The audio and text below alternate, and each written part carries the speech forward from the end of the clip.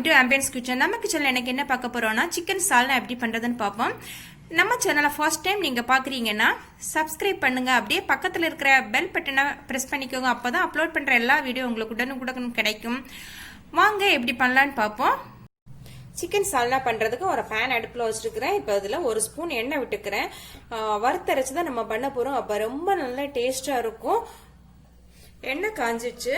இதில் நம்ம ஒரு பீஸ் பட்டை போட்டுக்கலாம், 2 கிராம்பு, அப்புறம் 2 ஏலக்காய், அப்புறம் ஒரு அன்னாசி முக்கு, அப்புறம் பிரிஞ்சி இலை, ஒரு 10 மிளகு, அப்புறம் காஞ்ச மிளகாய் 3, காரத்துக்கேற்ப நம்ம கூட்டவோ குறைக்கவோ செய்துக்கலாம். ஒரு ஸ்பூன் முழு மல்லி, ஒரு ஸ்பூன் பெருஞ்சீரகம், ஒரு துண்டு இஞ்சி, 4 பல் பூண்டு, 2 பச்சை மிளகாய். இவ்வளவு சேர்த்து நல்லா வறுத்துக்கலாம். நல்ல மனம் வருது வறுக்கும் போது. இது கூடவே ஒரு 2 ஸ்பூன் தேங்காய். இன்னைக்கு பாத்தீங்கன்னா நான் 1/4 கிலோ சிக்கன்ல தான் பண்ண போறேன். அதனால நான் இந்த ப்ரொபோர்ஷன்ல எடுத்திருக்கிறேன். சிக்கனுக்கு அளவுக்கு ஏற்றவாறு நம்ம இதை கூட்டவோ குறைக்கவோ செய்யலாம். இப்ப தேங்காய் ஓரளவு வதங்கிடுச்சு. வதங்கினதுக்கு அப்புறமா நம்ம ஒரு ஸ்பூன் கசகசா சேர்த்துக்கலாம். ஃபர்ஸ்டே சேர்த்தோம் அப்படின்னா கசகசா சீக்கிரம் கரிஞ்சு போயிடும். அதுக்காக தான் ஓரளவு வதங்கினதுக்கு அப்புறமா சேர்க்கிறோம். ஓகே, 4ல இருந்து 5 மினிட்ஸ் வரைக்கும் இது டைம் ஆகும் வறுபடுறதுக்கு. இப்ப நல்லா வறுபட்டுடுச்சு. ஸ்டவ் ஆஃப் பண்ணிட்டு இதை ஆற விட்டு நல்லா ஃபைன் பேஸ்டா அரைச்சிட்டு வரலாம். இப்ப இன்னொரு கடாய் அடுப்புல வச்சிருக்கிறேன். அதுல 3 ஸ்பூன் எண்ணெய் விட்டுக்கிறேன். எண்ணெய் நல்லா காஞ்சிடுச்சு. இதுல ஒரு பீஸ் பட்டை, 2 கிராம்பு, ஒரு அன்னாசி முக்கு, 2 ஏலக்காய், ஒரு பீஸ் பிரிஞ்சி இலை போட்டுக்கலாம். ஹோல் ஸ்பைசஸ் எல்லாம் பொரிஞ்சிச்சு. இப்ப நம்ம ஒரு வெங்காயம் எடுத்து இந்த மாதிரி குட்டி குட்டியா நறுக்கி வச்சிருக்கிறேன். இதை இதுல போட்டுக்கலாம்.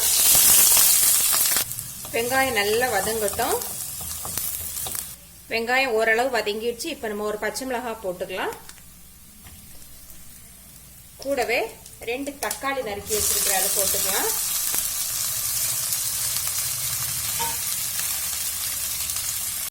கொஞ்சமா கருவேப்பிலை சேர்த்துக்கலாம்.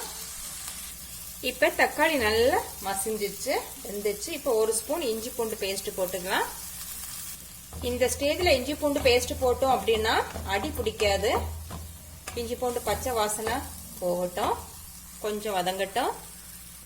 இப்ப நம்ம மசாலா சேர்த்துக்கலாம். தீயை நல்லா சிம்ல வச்சுட்டு மசாலாஸ் எல்லாம் சேர்த்துக்கலாம். 1/4 ஸ்பூன் மஞ்சள் தூள், மல்லித்தூள் 1 ஸ்பூன், மிளகாய் தூள் 1/2 ஸ்பூன். காரத்துக்கு ஏற்ப நம்ம கூட்டவோ குறைக்கவே செய்யலாம். ஏற்கனவே நம்ம பச்சை மிளகாய் சேர்த்துக்கிறோம், மிளகு சேர்த்திருக்கிறோம். அதனால கம்மியா சேர்த்தாலே போதும். கொஞ்சம் வதக்கி விட்டுக்கலாம். ஓகே, இப்ப தண்ணி சேர்த்து கொஞ்சம் மசாலா, தக்காளி, வெங்காயம் எல்லாமே சேர்ந்து கொஞ்சம் கொதிக்கட்டும். இப்ப கொதிச்சிடுச்சு. இப்ப நம்ம சிக்கன் சேர்த்துக்கலாம். எலும்போட சேர்த்து உள்ள பீஸ்னா ரொம்ப நல்லா இருக்கும் சால்னாக்கு. இப்ப நம்ம அரைச்சு வச்ச மசாலா சேர்த்துக்கலாம். மசாலா சேர்த்து நல்லா கலந்து விட்டுட்டோம். கொஞ்சம் கூட தண்ணி சேர்த்துக்கலாம், 1 கப் தண்ணி கூட சேர்த்து. ஓகே, இப்ப மூடி போட்டு இதை நல்லா ஒரு 10 to 15 மினிட்ஸ் நல்லா வேக வைக்கலாம். இப்ப மூடி போட்டுடலாம். இருக்கட்டும். நடுநடுவா இதை கிளறி விடணும். இப்போ ஒரு கொதி வந்துச்சு. கொஞ்சமா உப்பு சேர்த்துக்கலாம். 1 ஸ்பூன் உப்பு சேர்த்து நல்லா கலந்து விட்டுக்கலாம். ஓகே, மூடி போட்டு இதை நல்லா வேகட்டும். ஒரு 15 மினிட்ஸ் நடுநடுவ கிளறிட்டே இருக்கணும். ஓகே ஃப்ரெண்ட்ஸ், இப்போ 15 மினிட்ஸ் ஆயிட்டு ரொம்பவே சூப்பரா நம்ம சால்னா ரெடி ஆயிடுச்சு. இப்போ கொஞ்சமா மல்லி இலை தூவி இதை இறக்கிக்கலாம். ஓகே, ரெடி ஆயிடுச்சு. இது பாத்தீங்கன்னா சப்பாத்தி, பரோட்டா, ஆப்பம், அப்புறம் கல் தோசை, அப்புறம் சாதத்துக்கு கூட இது ரொம்ப நல்ல அட்டகாசமான காம்பினேஷன். ஓகே ஃப்ரெண்ட்ஸ், எல்லாரும் எப்படி இருக்குன்னு செஞ்சு பார்த்து கமெண்ட் பண்ணுங்க. தேங்க்யூ.